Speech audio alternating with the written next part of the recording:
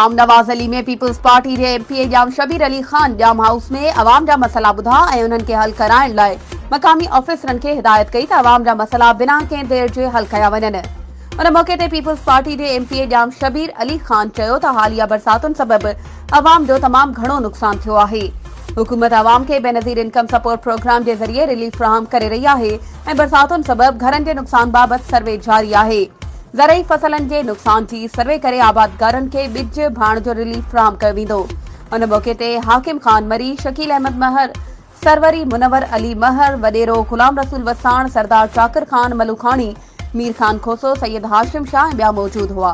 वधीक ख़बरुनि ऐं अपडेट्स जे लाइ असांजे चैनल खे सब्सक्राइब कयो ऐं हा, बेल आइकन खे प्रेस करणु न विसारिजो त जीअं असांजी हर नई अचण वारी वीडियो तव्हां ताईं पहुची सघे।